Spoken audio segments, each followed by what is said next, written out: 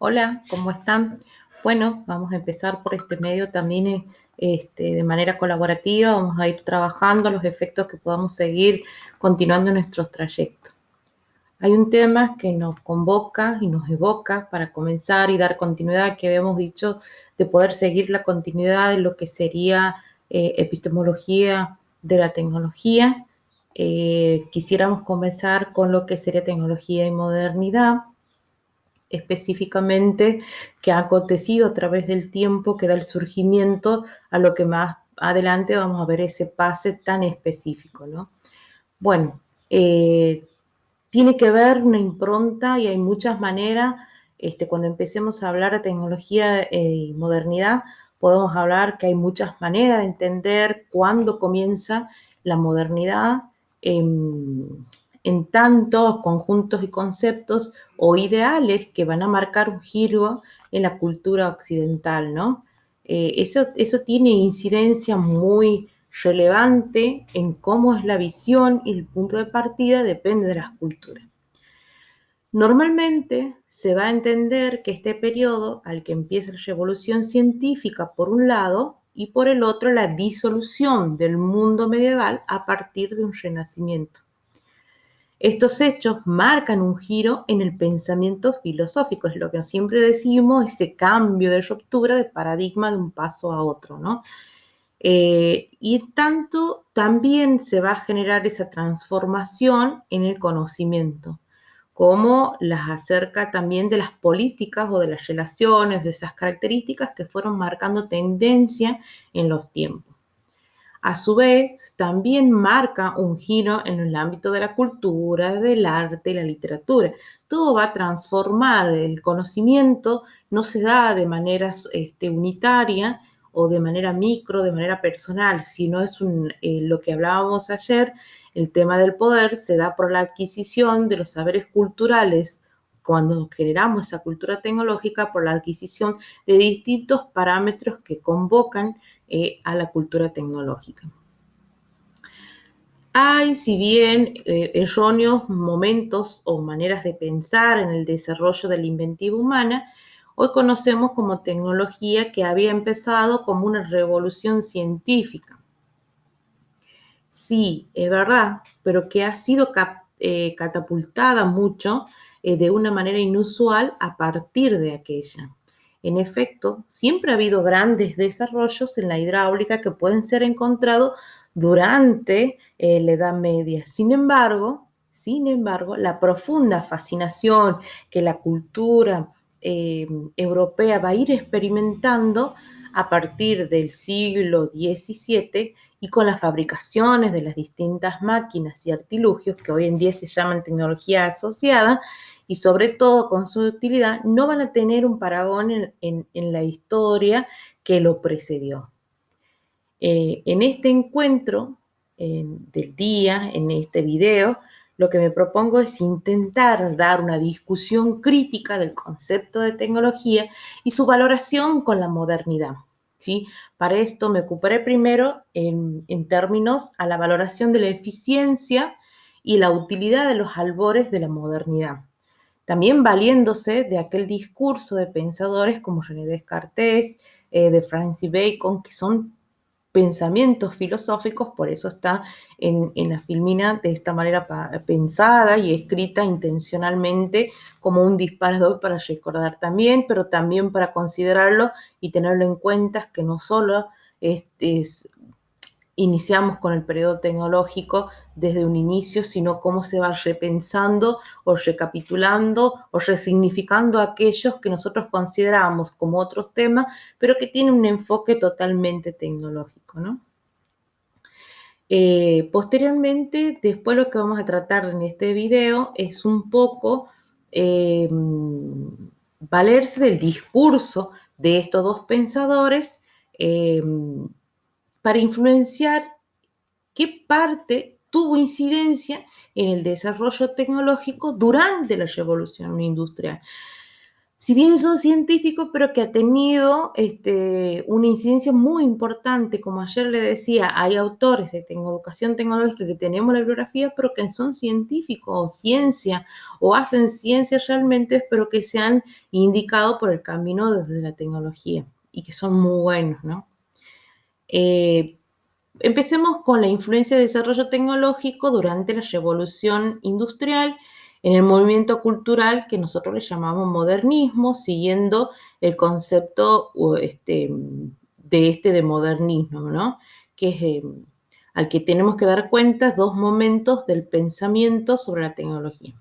Entonces, lo que intentaré es mencionar aquellas voces escépticas acerca de las bondades de la tecnología moderna, tanto en el siglo XIX sí, marcado por Marx, Hegel, como sobre todo el periodo en el caso de Michael Foucault y Daniel Belz, eh, que también tiene una discusión crítica durante este siglo en relación al respecto con esto que incide en el desarrollo tecnológico y que se hace esa ruptura específicamente de esta cultura que estamos hablando.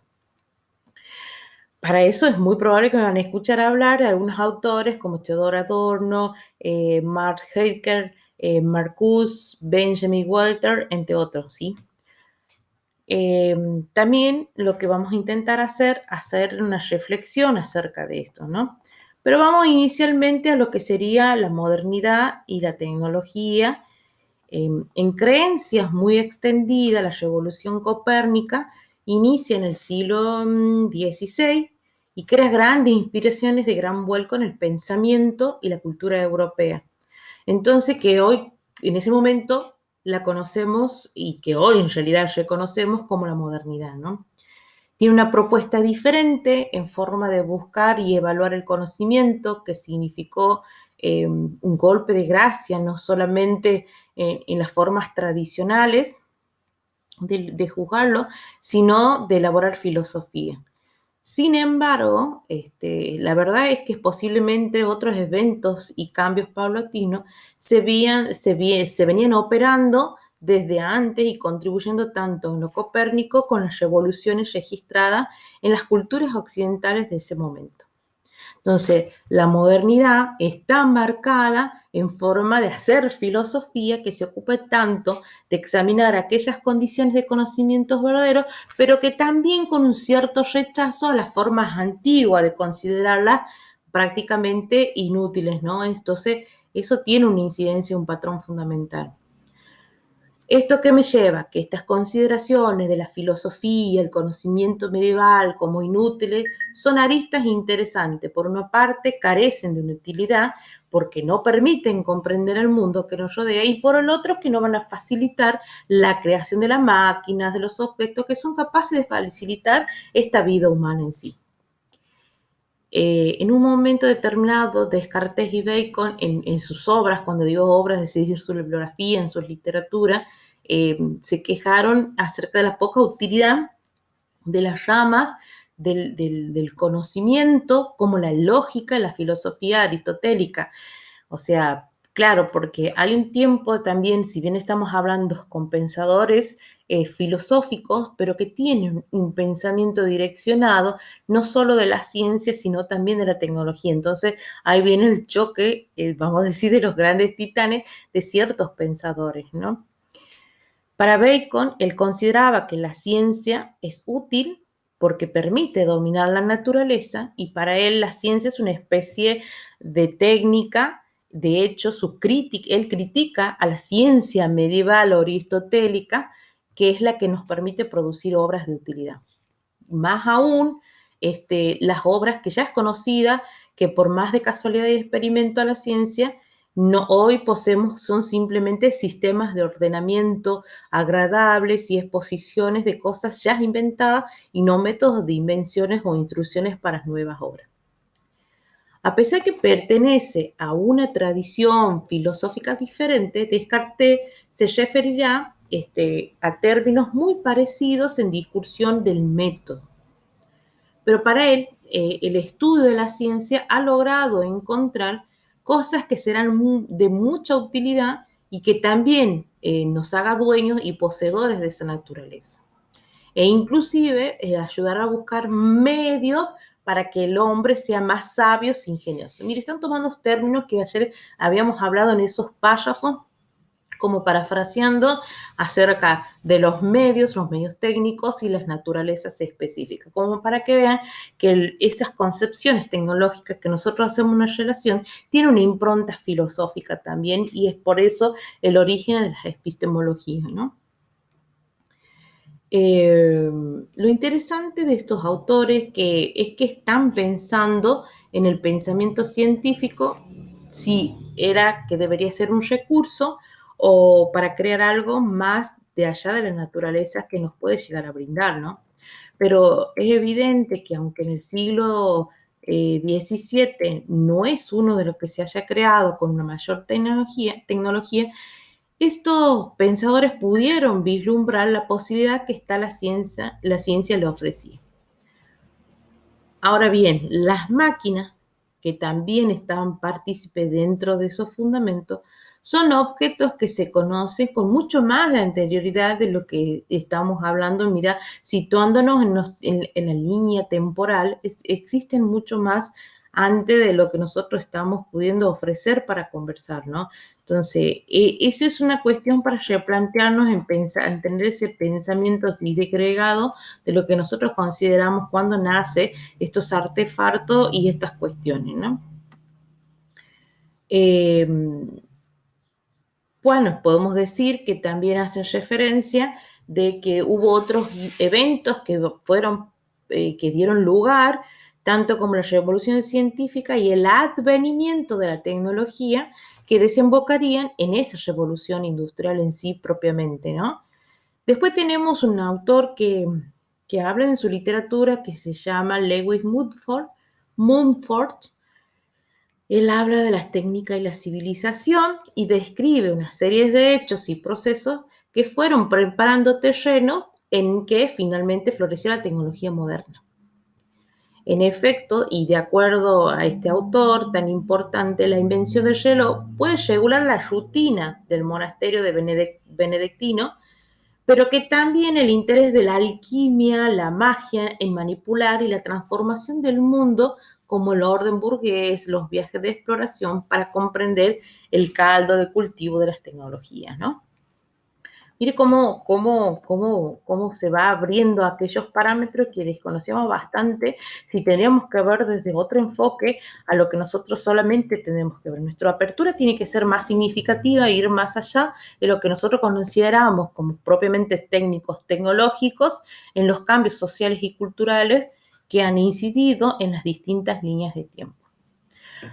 Vuelvo a retomar, el reloj permite, por eso tiene el reloj, porque tienes uno que da el auge o apertura a regimentar la vida de un monasterio, pero que también tiene un enfoque de una visión tecnológica, ¿no? También sirve para concebir el tiempo como algo independiente de los ritmos orgánicos, que puede transformar el mundo en conjunto de secuencias matemáticas mensurables según lo que planteaba Mumford, ¿no? Él tenía sus cuestiones bastante específicas. Ahí le paso la presentación. Bueno, el reloj no era una máquina de vapor, sino una máquina de clave moderna, algo que formaba parte de la industrialidad, ¿no? Entonces, su relación con las cantidades determinables de energía, con la estandarización, con las acciones automáticas, y que finalmente, que su propio producto especial, el tiempo exacto, el reloj, viene a ser aquella máquina principal de la técnica moderna. Y en cada periodo va a ir surgiendo a la cabeza que va a marcar una perfección hacia el cual se van a ir aspirando otras máquinas. Y es cierto, porque de ahí sacamos los principios mecánicos que se han ido evolucionando y transformando en otras, ¿no? Bueno, ahí tienen este libro de Lewis Mumford. Si ustedes pueden una vez descargarlo, está espectacular. Te hace ver una apertura totalmente ideológica de lo que consideramos una tecnología, pero realmente tiene y marca pasos muy puntuales acerca de la modernidad y la tecnología. Pasamos a las técnicas y civilizaciones. Ahí está la presentación. La técnica y civilización, y bueno, mucho para hablar acerca de esto, pero vamos a tratar de ser puntuales, a diferencia de lo que hasta ahora han ejercido, esas influencias sobre las especies vivientes, no ha sido impuesto por la naturaleza, sino que se trata de un cambio determinado por la ciencia y la técnica del hombre. Entonces, la mecanización y la sistematización no han sido fenómenos nuevos en la historia. Lo que es nuevo viene a ser el hecho en que esas funciones han sido proyectadas o incorporadas en formas organizadas que van a dominar todos los aspectos de nuestra existencia. El autómata, que búsquelo en esta parte, es la última fase de un proceso que fue comenzando con el uso de una u otra parte del cuerpo humano como instrumento. Y obviamente detrás de ello un desarrollo de instrumentos y de máquina que está la tentativa de modificar el medio de una manera que va a permitir fortificar y sostener el organismo humano. Si hubiera en ese momento regido el moderno industrial sin carbón y sin hierro, sin vapor, hubiera resultado ser muy difícil reconstruir o ocurrir sin la ayuda del reloj, quien es el que temporizaba y organizaba y secuenciaba. Entonces, las nuevas actitudes que se generaban en este tiempo y el espacio infectó a los talleres, a los bancos. Dice infectó, en realidad viene a traer una organización que ayer hablábamos de la gestión, ¿no? No nace en vano la gestión, sino surge de aquellas mecanizaciones secuenciadas que necesitaban los ritmos de trabajo que tenían que ser trabajados y abordados para reorganizarse en los tiempos y en los espacios. Entonces, la actitud hacia el tiempo y el espacio, como decía, han infectado, o sea, han llegado, han dado lugar a ciertos lugares para poder mejorar.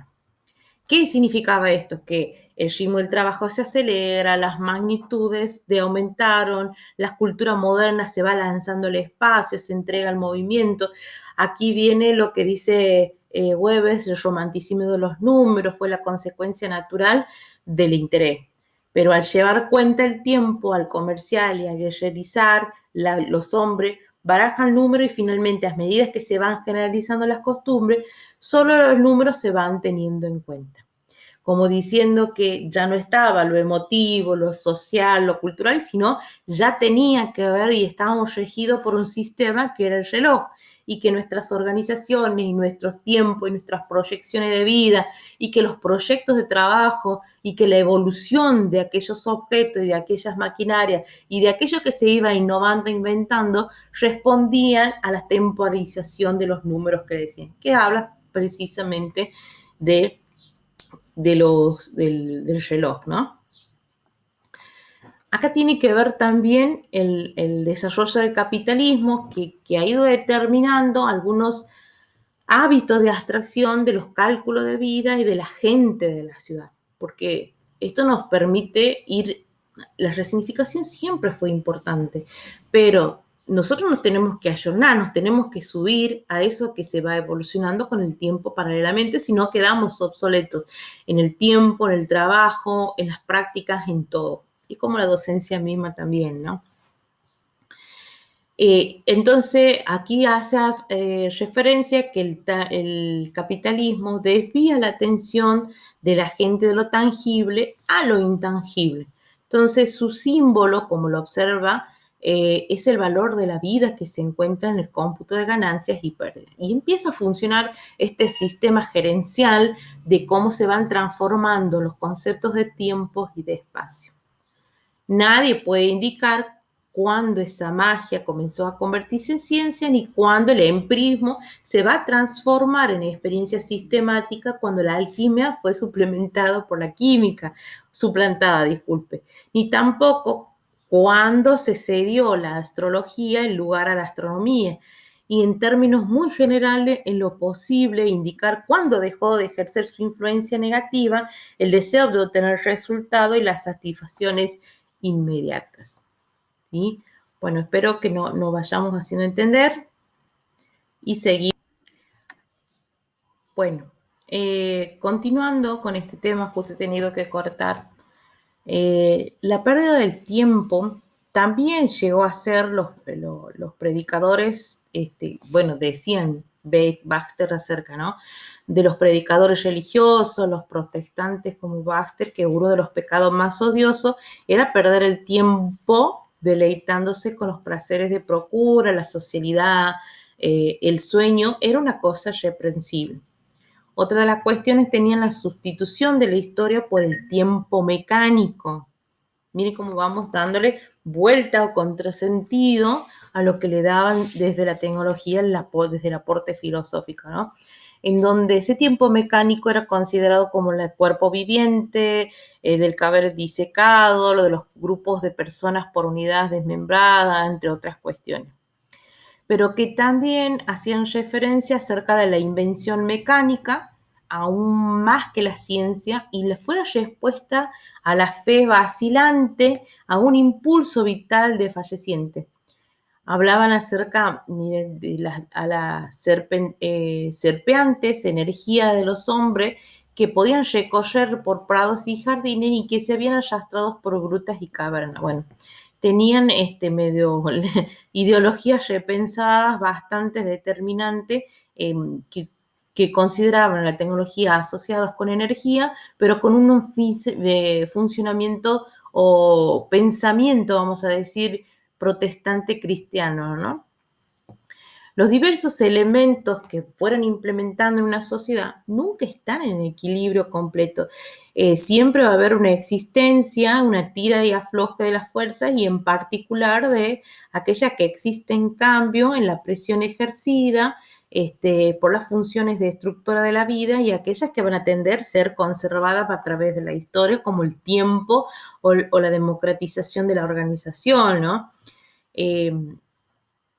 Había otro pensamiento que decía el siervo está amparado por las costumbres y la seguridad elemental de la tierra.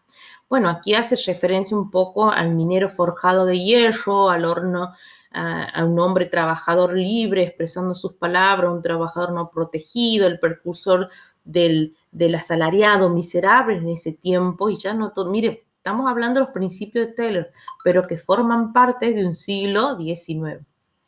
La industria va más fundamentalmente de la técnica de la máquina que se conoció en un momento de su historia donde las sanciones, las protecciones y los sentimientos humanitarios del sistema corporativo pasa casi directamente a la explotación inhumana del rebaño esclavo, a la explotación menos inhumana, a la esclavitud del asalariado. Y allí es donde aparece y provocó la degradación del trabajador. Bueno, obviamente que pasa mucho tiempo hasta que empiece esta escuela de las administraciones y las organizaciones a poder fundamentar esos principios rectores que van a modificar y transformar. El ataque contra el medio ambiente del maderero también hace su determinada expulsión hacia las zonas mucho más remotas, los bosques, a los abetos de la Rusia, de las rocosas de América. Bueno, tienen que ver mucho con la significancia que le daban para ellos, que nosotros hoy en día, ayer justamente hablamos de la desertificación, la deforestación y su cambio y su impacto climático, que es incidente como un fenómeno natural que del accionar tecnológico, del accionar y proceder del ser humano, y que tiene que haber ya pensado de un siglo XVIII, un siglo XIX, desde un pensamiento filosófico. La megamáquina es otro de los temas que se hablaban en tecnología en modernidad. Era una máquina invisible. Miren, si ustedes pueden observar la pequeña filmina, ahí están la megamáquina. Es el resultado prácticamente que incide, o podemos decir, de la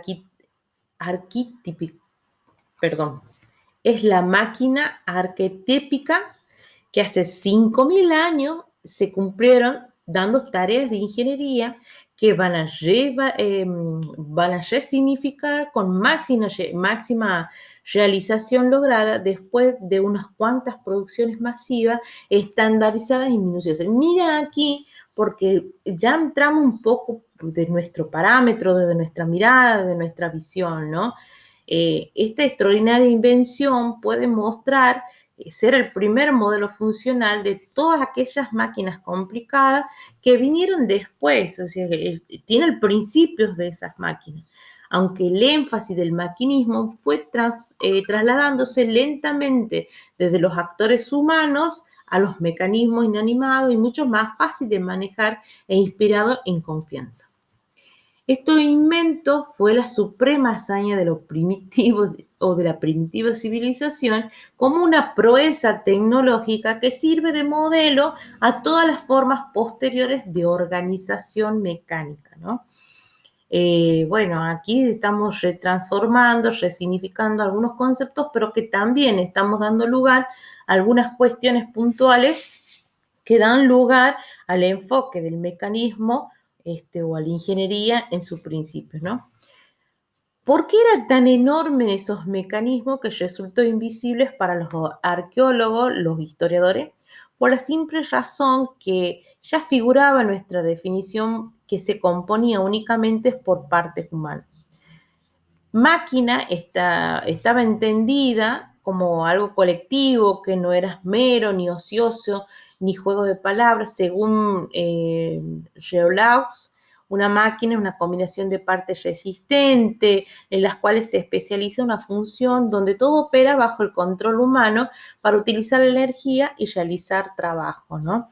Entonces, lo más difícil era organizar con multiformes condiciones o colecciones de ser humano arrancados de su familia. Usted me está diciendo, ¿qué está diciendo?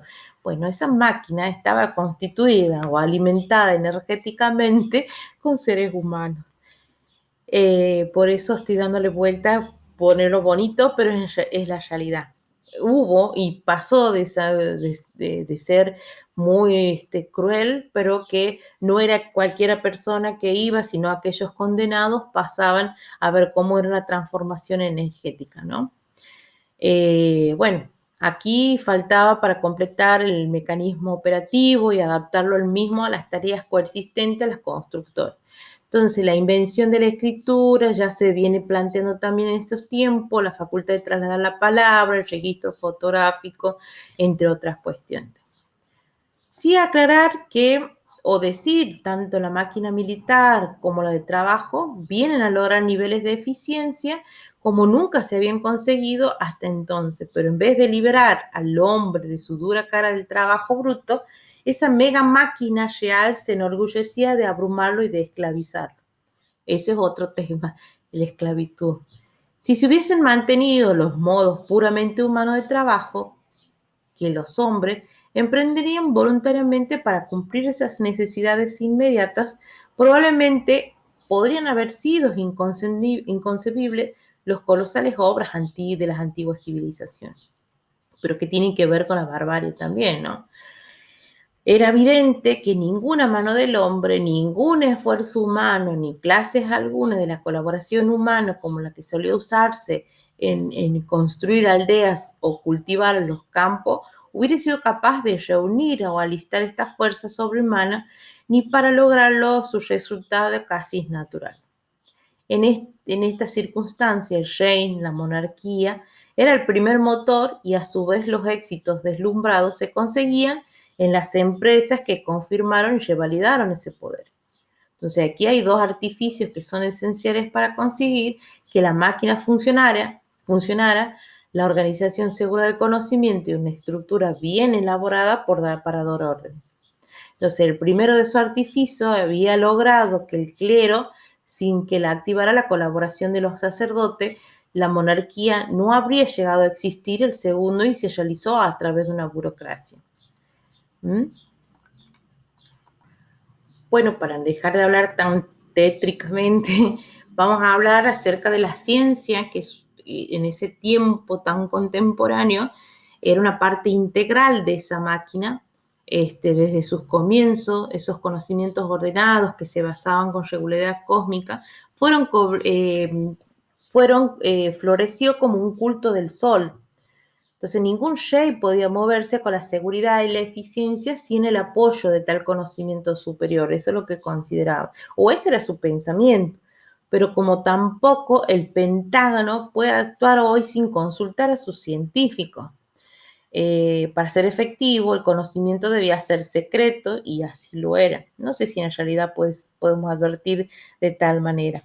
pero sí imaginarse una burocracia que viene a ser una institución relativamente reciente en ese tiempo, equivaldría a ignorar algunas cuestiones anuales de la historia antigua, ¿no? Una burocracia donde se planteaba la división del trabajo, la especialización de las funciones que eran indispensables y que ya estaban actuando en pro de las mayores eficiencias mecánicas y operativas. Una de las máximas romanas que la ley era que no se aplica a cuestiones triviales es validada igualmente para las megamáquinas. La rígida forma de control manifestó en aquellas gran máquinas colectivas y que han continuado adscritas hasta nuestros tiempos, en nuestro día, a las grandes empresas masivas de operaciones de grande escala. Entonces, tiene un énfasis cultural que tiene que ver cómo se operan, cómo se relacionan, cómo se construyen o se desconstruye social y culturalmente, ¿no? La burocracia era de hecho una máquina invisible y que a la que podríamos llamar también máquinas de comunicaciones y que coexistía mucho con la máquina militar, la máquina del trabajo para formar entre las tres grandes estructuras totalitarias monárquicas. Aquí es un pensamiento que estamos hablando, pero que se relaciona un poco literalmente con metafóricamente alguna cuestión y como que vos no sabes en dónde llegan las diferencias conceptuales entre una y otra. Para ir sellando un poco de la técnica y de la mega máquina, hablamos del régimen de burocrático, que fue parte de la regimentación mucho más amplia de todo aquel vivir que había sido introducida en las culturas centradas y afirmadas de la fuerza. Hablaban acerca también de las fantasías destructoras que se han posesionado en los líderes y que a través del tiempo fueron extrañas en las mentes de aquellos fundadores de las primeras civilizaciones maquinistas, pues con todo crecimiento de poder brotaba en la subconsciencia del impulso sádico y extravagante que podían tener y que da lugar al poder o que el poder que lo tenían lo decían transformadores y lógicos en ciertos razonamientos. También hay que considerar que la otra gran parte prerrogativa de esta técnica real es la velocidad de tiempo, la velocidad de transformaciones, y esto dieron lugar, por más burocracia y prerrogativa que sea, la construcción de rutas, de canales, las principales medidas de aceleración de transporte que se van haciendo a través de toda la historia de la forma favorita de las obras públicas de los reyes, pero que se fueron suscitando y replicando y mejorando a través de los tiempos, a través de las distintas ideas o tiempos que formaban parte de la historia y la prehistoria. Cuando me refiero a esto, me hago hincapié a lo que es la moderna, contemporánea, moderna considerada en tu media, baja y alta sociedad o niveles de la educación o de los tiempos vividos, ¿no? Hay una cuestión que forma parte del poder humano que era inimaginable para el bienestar de la comunidad. Por otro lado, los símbolos más poderosos empleados para este autor que le había nombrado hace rato tiene que ver el Pentágono, como una metáfora que le permite dar rienda suelta a algunas de las precauciones más profundas sobre aquella incongruencia entre los problemas potenciales tecnológicos y sociales.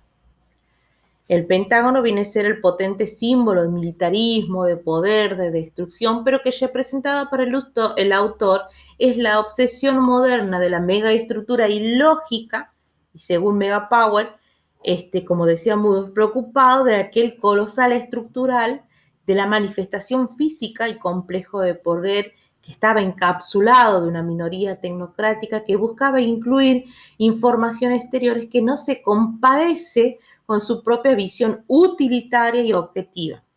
Y lamentó la terrible ironía inherente a someter a un gran número de seres humanos la capacidad de tomar decisiones de un número relativo minúsculo de expertos tecnócratas, ¿no?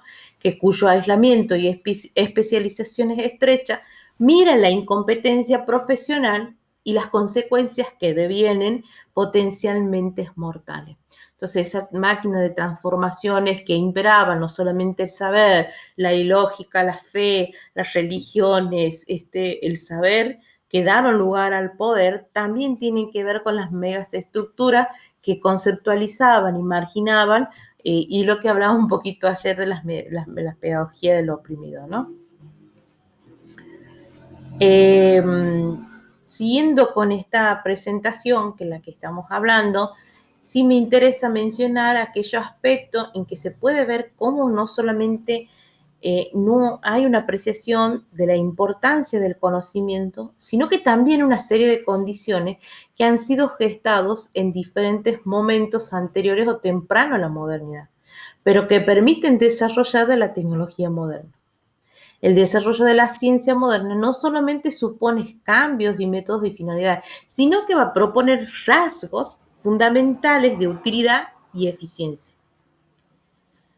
¿Esto qué quiere decir? La capacidad de manipular y transformar el entorno, de obtener beneficio, de la exigencia de los resultados a partir de conocimientos que nos lleven a la modernidad, más que a una cultura, un gran culto de estas condiciones o estas características de la vida cotidiana, que van a posibilitar o dada por esta mega máquina, ¿no? Bueno, son muchas otras cuestiones que se nos va a hacer muy largo poder seguir hablando acerca de esto, pero que tan fundamental y tan importante se han ido gestando y dando realización. Sí, hablar un poquito, para que hablemos un poquito de Thomas Newcomen, las máquinas de Newcomen, tiene que ver esa incidencia como una de las megas máquinas que fueron produciendo o se fueron centralizando o dando lugar a otras cuestiones que nosotros tal vez desconocemos o que no llevamos en cuenta, ¿no? Eh, se pertenece o a mi entender, está formada por una utilidad de eficiencia, eficacia de la racionalidad moderna, a saber de una razón instrumental. Lo que le interesaba a la razón instrumental es que la razón era cada vez más autorreferencial en cuanto a sus propios valores, a utilidad, a lo que llamase utilidad de eficiencia. En lo que nosotros le damos a los sistemas mecánicos, ese parámetro de utilidad y eficacia. Para proseguir, lo que sí quiero retomar es decirle que está haciendo un análisis de una bibliografía del autor que estamos hablando recién. El análisis comparativo, vamos a poner en términos tecnológicos, de un pensamiento filosófico en análisis del mecanicismo estructural que se venía desarrollando en la tecnología y la posmodernidad y la modernidad previamente, ¿no? Y cómo se fueron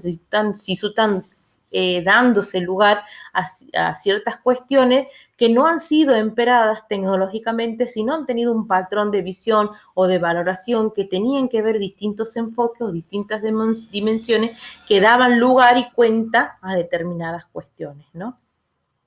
Entonces, en esta razón, hablamos de un razón instrumental que no solamente tiene que ver con la inventiva industrial o la fabricación de gran escala. También se impone una forma de regimentar la vida cotidiana, la puntualidad, las diferentes instituciones que van a ir controlando todo aquello que no está al servicio y a los valores de la tecnología.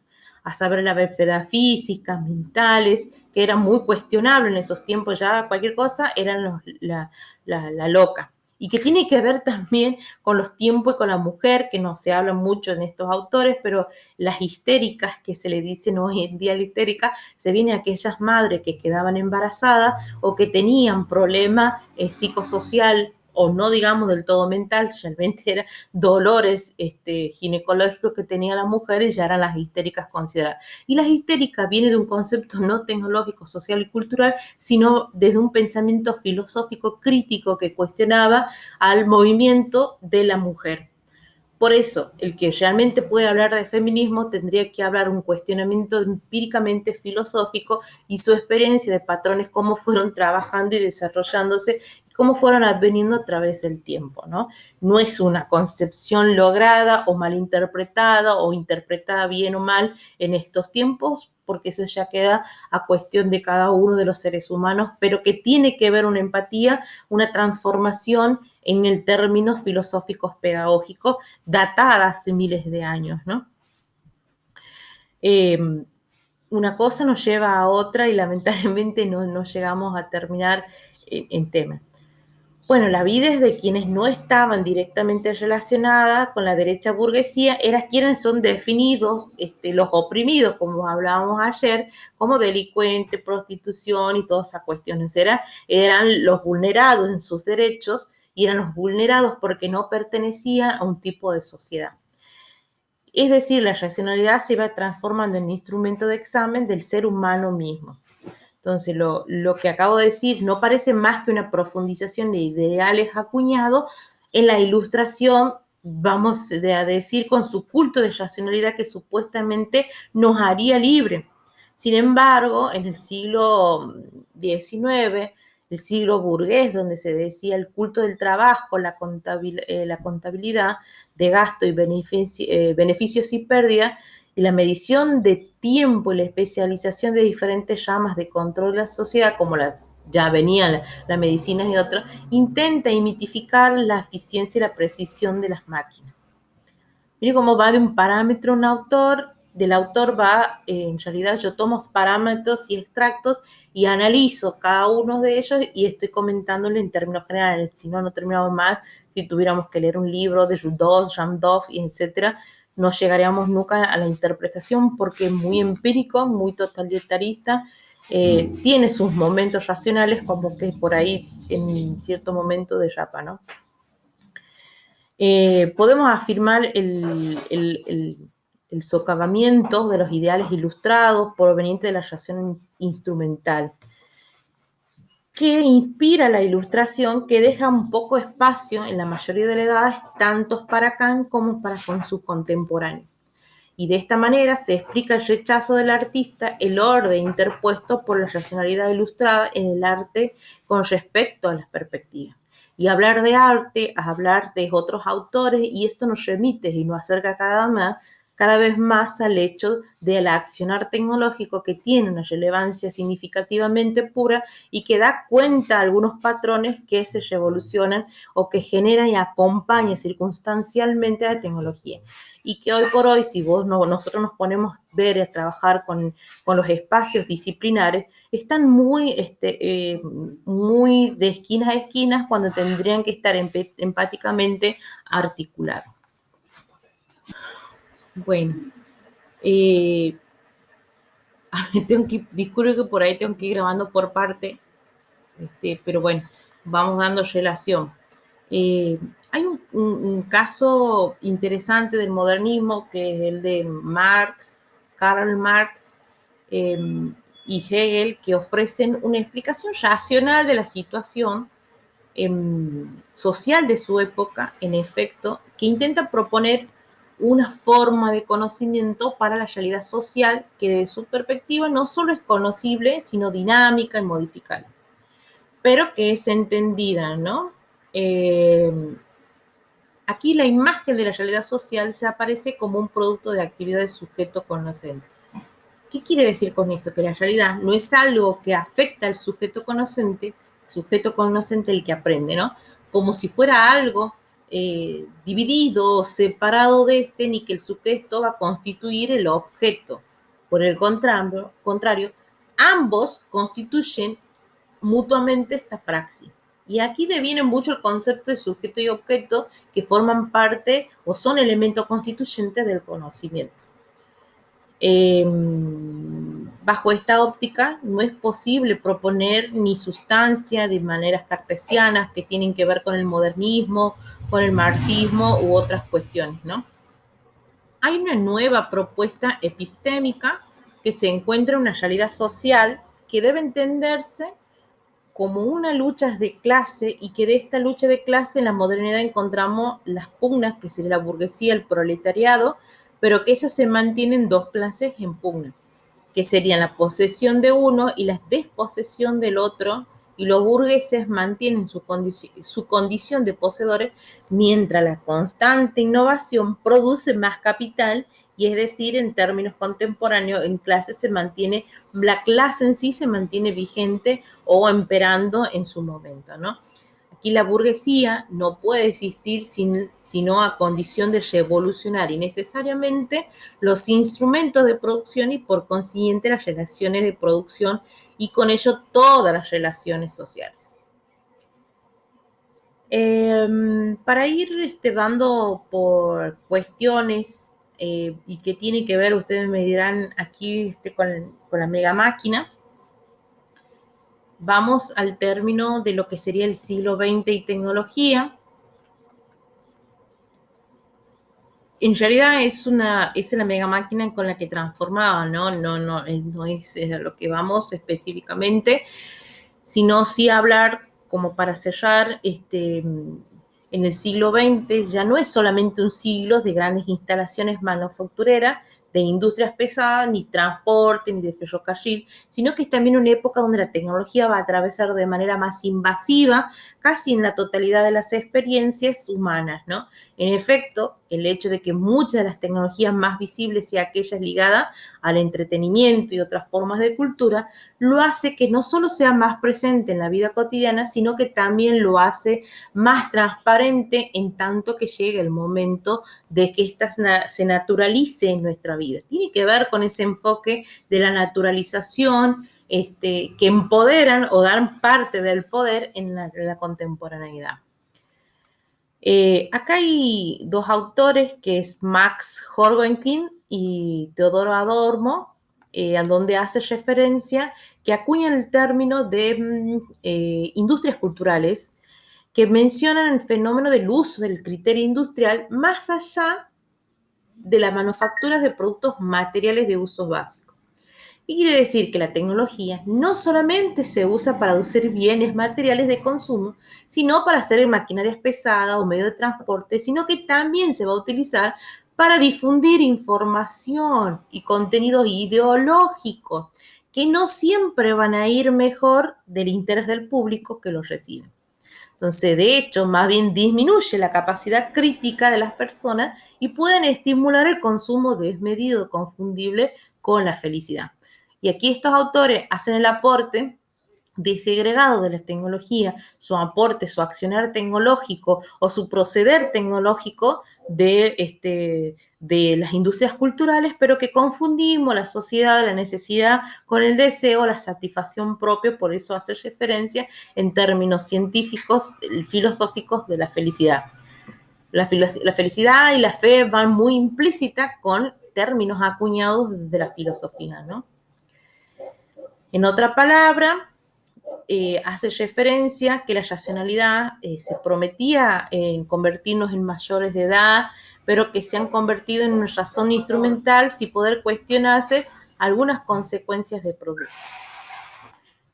Toda aquella racionalidad que prometía convertirnos en mayores que estábamos hablando, tiene una contrapropuesta que, por el contrario, la razón instrumental dentro de estas industrias culturales es capaz de mantenernos en minorías. Al término acuñados a esto tenemos la línea de Walter Benjamin en su obra, en donde hace referencia de la reproductibilidad técnica crítica y la conversión de un artículo y desagradado reproducido masivamente, hace referencia a él. Habla en realidad de una pintura que empieza a imitar el arte comercial y que convierte los centros en escándalo.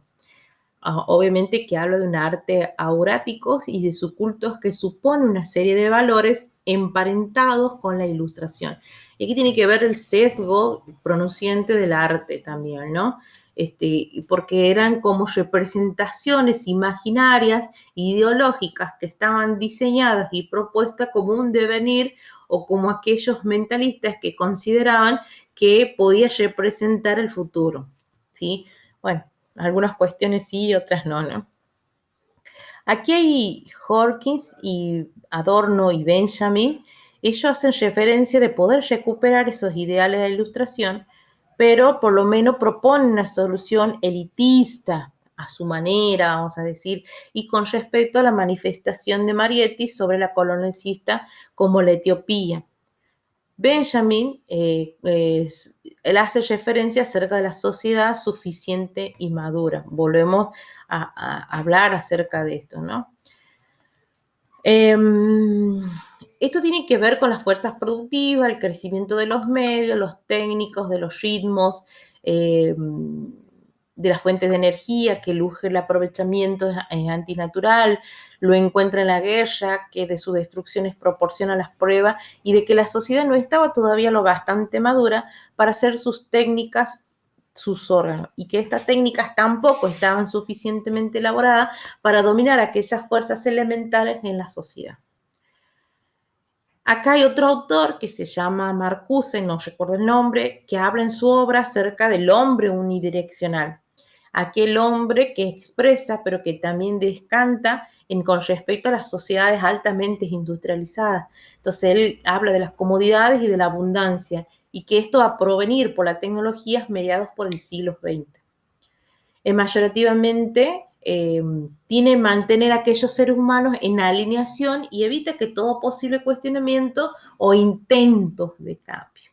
Pero como ustedes darán cuenta hasta ahora, todos los pensadores consideraban que la burguesía o los términos medios eran apropiados para la acepción del desarrollo tecnológico y no los otros. Vulnerado en sus derechos, vulnerado a través del tiempo estamos, ¿no? Que fue obviamente cambiando, pero con pensamientos que fueron transformando y que fueron enfáticos en sus desarrollos, que dan cuenta en los parámetros de cambios como estos fundamentos en accionarios tecnológicos propiamente que van desarrollándose. Es decir, con inventos, con innovación y descubrimiento, y eso da lugar que tengamos un criterio de pensamiento o un criterio de responsabilidad o una adaptación tecnológica o no necesariamente tecnológica para poder tener nuestro lugar en el tiempo. Y eso se va ganando a través del tiempo, a través del hombre en sí, ¿no? Acá tiene que ver también los medios de transporte y la comunicación en masa, los bienes de vivienda, el irresistible rendimiento de las industrias de dimensiones de la información que van a llegar a algunos hábitos y actitudes prescritas que van a ir vinculando más allá de la forma o agradable de los consumidores y productores a través de esto. Surge el modelo de pensamiento y conducta unidimensional en las ideas de aspiraciones y objetivos que van a transcender un poco más allá con su contenido del universo establecido por el discurso y del accionar que son realizadas o rechazadas o reducidas en términos de universo, según Marcuse, ¿no? Estos autores que estamos nombrando, hay una prestación de las tecnologías, hacen referencia a que hay una prestación de tecnologías contemporáneas y que se van a ir alejando cada vez más de los intereses de las mayorías y más bien se vuelven instrumentos de dominación al servicio de intereses también, ¿no? Bueno, eso siempre ha pasado y va a pasar. Posterior a la Segunda Guerra Mundial, hay un momento de pérdida definitiva de la inocencia, vamos por así decirlo, que aún podría haber quedado, pero que no solamente el despliegue de lo bélico, de lo terrorífico, de la razón instrumental, en el campo de concentración de los nazis, por ejemplo, tiene la capacidad destructiva, pero que destaca con gran complejos tecnológicos como el proyecto Manhattan, ¿sí? Se vislumbran nuevos sujetos revolucionarios posibles para revertir el carácter manipulador y amenazante de la tecnología contemporánea. El autor, Marcuse, ve jóvenes de grupos étnicos discriminados, mujeres, muchas partes del proletariado, la posibilidad de una religión o una rebelión a través de la imaginación, aún sin dejar de pensar en esos usos de tecnología más liberados todavía, ¿no? Pero no todos los pensadores se van a ocupar de las tecnologías en el siglo XX. Tienen esa visión tan sombría de esta. Entonces, en su obra, él considera que tiene un intento racional para dominar la naturaleza. Naturaleza, llámese en la naturaleza de cambio, transformaciones y fenómenos que van a dar tan de la vida cotidiana. Que se va a cuajar, vamos a así decir, en tecnología que resignifica un gran avance a la sociedad, pero que desde lo neolítico se lo va a implementar. O se lo implementa, que no nos damos cuenta o que no los tomamos como eficiente o estructurales es otra cuestión. Y que ocupa más allá del desarrollo de ingenio el tecnológico de la modernidad sin ocuparse de aquellas relaciones implicaciones con otros ámbitos de la cultura como el arte, la literatura y en otras palabras, que el trabajo es más inminente. No quiero terminar esta sección sin mencionar que con todas las posibles desventajas o perjuicios de la tecnología, con todas las manipulaciones ideológicas para las que se prestaba en sí, se sigue siendo tenida en alta estima y se considera como uno de los rasgos más distintivos de nuestra época o en esa época y que continúa. Por eso mismo ha dado un pie inclusive a la inauguración de disciplinas académicas como los estudios sociales de la ciencia y la tecnología. Bienvenidos chicos al espacio de evolución e innovación tecnológica con un pensamiento filosófico, con patrones específicos que han ido evolucionando y desarrollando y que no lo tenemos transformado en nuestra psiquis como parte de la ciencia que podemos llegar a las concepciones tecnológicas también. Bueno, a modo de cierre, podemos decir que se ha concebido la tecnología y las oscilaciones que han tenido su valoración a lo largo de diferentes momentos de la modernidad, pero que ha sido de gran utilidad al concepto modernismo propio o propuesto y en efecto aplicado al fenómeno de la tecnología que permite las contradicciones y profundizaciones que engendran el ideal tecnológico de la modernidad al interior de esa misma modernidad. En otras palabras, el modernismo no es un abandono de la modernidad, sino que expresa un momento en donde se expresan todas las posibilidades en sí. En el siglo XX, por razones de espacio, no se puede abarcar algunas cuestiones de pensadores, pero que en la primera mitad, y con excepciones, se posterga, ¿no? Y lo vamos a ir transformando y lo vamos viviendo. La tecnología sigue conservando un estatus casi mítico de la cultura contemporánea.